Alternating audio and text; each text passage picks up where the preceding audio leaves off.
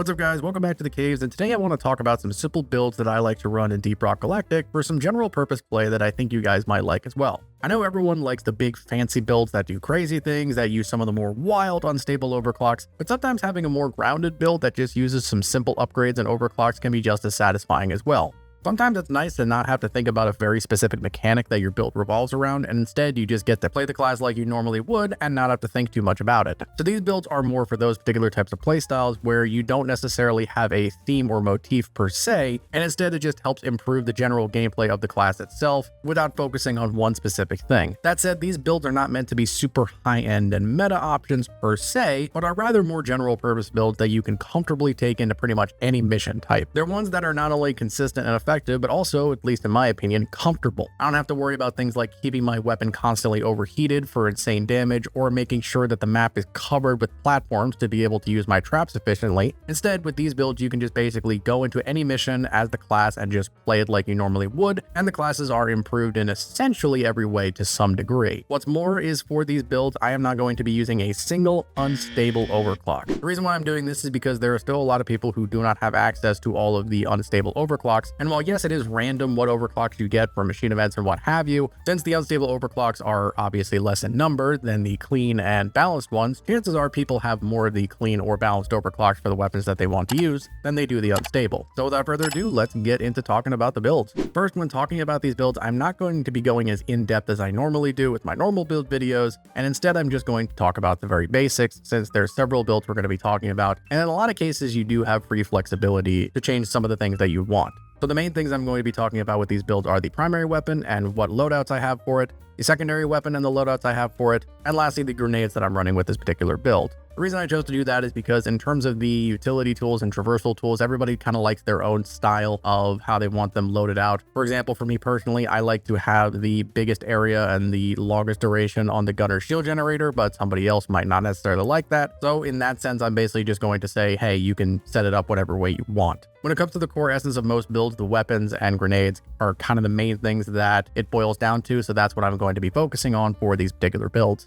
So first, talking about the scout build that I want to show you, this is actually quite similar to a build that I have already talked about on the channel before, and it's a very slight deviation from it, but a little bit more basic. Essentially, this build uses the Scout's GK2 assault rifle with the Bullets of Mercy overclock, making it deal significantly more damage to elemental debuffed enemies at the cost of decreased magazine capacity, which isn't really that big of a deal because I just take the increased magazine capacity in tier 3 to compensate for it, and then I take rate of fire in tier 1, damage in tier 2, weak spot damage in tier 4, and lastly stun chance in tier 5, just so that way the overclock might be able to feed into itself. And then the secondary weapon I bring is the jury-rigged boomstick using the special powder. This is basically just another traversal tool that I use for the build, and I essentially build it out accordingly with ammo in tier 1, rate of fire in tier 2, ammo again in tier 3, blow through rounds in tier 4, and lastly white phosphorus shells, just in case I need to use this thing for a little bit more damage. It can at least work well with the Bullets of Mercy for the Scout's GK2. And for grenades, I tend to go back and forth between the IFGs and the cryo grenades, although you can also use the stun sweepers if you want, mainly because those grenades apply elemental effects. And the basic gist of this build is pretty self-explanatory. You apply elemental effects either yourself or your allies in whatever way, and the GK2 just does increased damage to essentially anything you hit, even things that it itself hits, because since we're running the stun in tier 5, hitting weak spots give it a chance to stun enemies, which Bullets of Mercy does proc off of. So overall, this just gives the GK2 a little bit more damage output and make it function a little bit better, while giving us the jury-rigged boomstick for some extra mobility in case we do need it.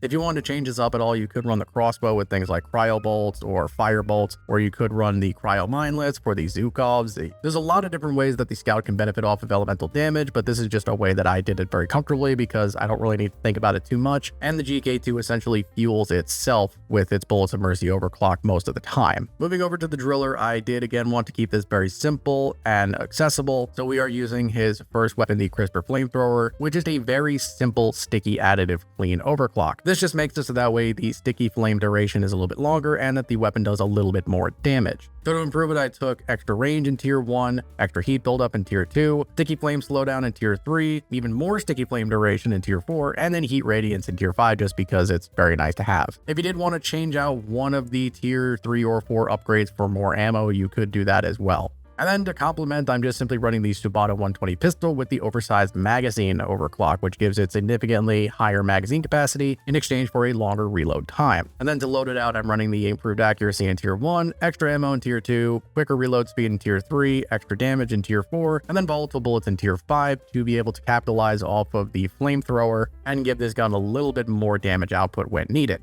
And then for the grenades, I am running the impact axes just because I love them. They are a lot of fun. They're incredibly effective. But if you wanted to run something like the shredders or the high explosive grenades, you could do that as well. And this build is very straightforward and self-explanatory. You're basically just lighting things on fire very effectively. And the sticky additive and the improved sticky flame duration basically means that even if you quote unquote miss with the flamethrower, you're still coating the ground, which is going to be good no matter what. The slowdown can be very useful at stopping enemies in their tracks. And then since everything is on fire, the Subata has naturally high damage thanks to its volatile bullets. Ultimately, this is just a very simple increase in effectiveness to the crisper flamethrower without really too much hassle. Yes, if you had something like the Do Scorching Tide, this would probably be 1,000 times better, but again, like I said before, I didn't want to rely solely on unstable overclocks, so that's why I went with this instead. Moving to the gunner build, we are again going off of a build that I have put up previously on the channel before, but a little bit different in the sense that it functions a bit differently and we use different overclocks. This build uses the Leadstorm powered minigun with its exhaust vectoring overclock, which is a very simple one that just increases the amount of damage it does at the cost of worse spread, but you can easily compensate for that with taking improved accuracy in tier 1, which we did.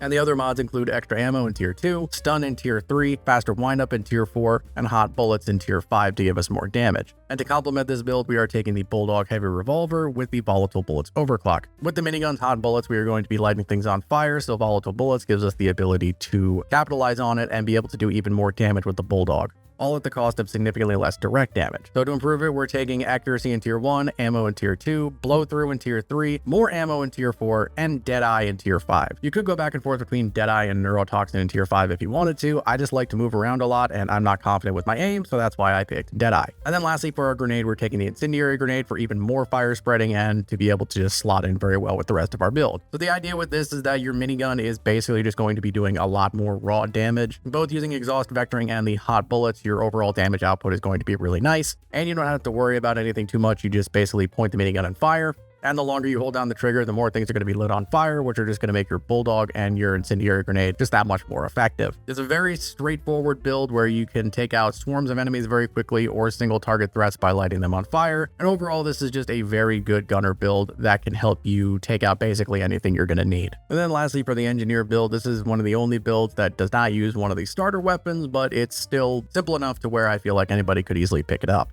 This build uses the Warthog auto shotgun, and while I do love the pump action overclock with all of my heart, and will say that it is the best of the Warthog overclocks, since I decided not to use unstable overclocks, I decided to go with, in my opinion, the next best thing, which is the magnetic pellet alignment overclock, giving it better spread and increased weak point damage at the cost of slower rate of fire. And our outfit for it is increased rate of fire in tier 1, more ammo in tier 2, extra magazine capacity in tier 3, more damage in tier 4, and lastly turret whip in tier 5. And to go with this, we are taking the shard diffractor with just a very simple efficiency tweaks overclock to give it more ammo and charge capacity, and we're taking extra damage in tier 1, area of effect in tier 2, charge speed in tier 3, more heat buildup in tier 4, and lastly slowdown in tier 5. And for grenades for this build, I am just a big fan of the SSG grenades and I love them so much, but you could run basically any grenade you want with this particular build as it doesn't really matter too much. And this is just a very comfortable engineer build that kind of just leans into what the engineer likes to do, which is setting up his turrets, using a shotgun for turret whip shots, and the shard diffractor is there to help clean up either bigger threats or swarms depending on what you need. The fact that it can build up heat is very, very nice. It can light things on fire. For the sentry gun, you could really go with whichever one you want, either the double sentry or the bigger one. Either way, this build will work wonders for it. And this is just a good build to be comfortable in what the engineer likes to do, which is to set up his sentry guns, use turret whips on them, and basically light things up with his shard diffractor. It has a good mix of single target and area control, and depending on what grenade you take, it can also have a lot of defensive and utility control, and overall it's just a very good comfort pick build if you want to run the engineer. Those were a couple build ideas I had for builds that are a little bit less extreme, less extravagant, that again don't utilize any unstable overclocks. And I hope some of you maybe found a couple of builds that you really liked that you might want to pick up. The main reason why I wanted to put this together was because a lot of people are having trouble getting some of the big major overclocks, especially the ones from season 5, because I know a lot of people really want to use them because they're new and flashy and they are very effective. But some of the more subtler and simpler overclocks can still be put in very effective builds that I think a lot of people tend to forget about a lot. And like I said, the builds that I showed you are not the highest tier, best of the best, hyper meta builds, but they are very comfortable and at the very least very usable to use on basically any mission type you want. Are they going to delete dreadnoughts? No. Are they going to make escort duty missions a breeze? Probably not. But they will make them somewhat easier and they will do good damage against dreadnoughts. And these builds are also very flexible, so if you find ways to make them better, you are more than welcome to do that. The best type of build is the one that you have the most fun playing, and personally I have had a lot of fun playing these builds as they are comfortable, consistent, and they can help pave the way for even more advanced builds in the future if you wanted to improve them. So I hope you guys enjoyed these build videos. Let me know in the comments if you guys would like to see more of these, or if you would like to see some more high tier build videos. And let me know if there is a specific overclock for a specific weapon that you might want to see a build after. And let me know if there is a specific overclock for a specific weapon that you might want to see a build made around. Anyway, I hope you guys found this video helpful and informative. If you did, please be sure to like, comment, and subscribe, and consider becoming a member today as it really helps me out a lot. Rocket Stone Miners, I will see you in the next video.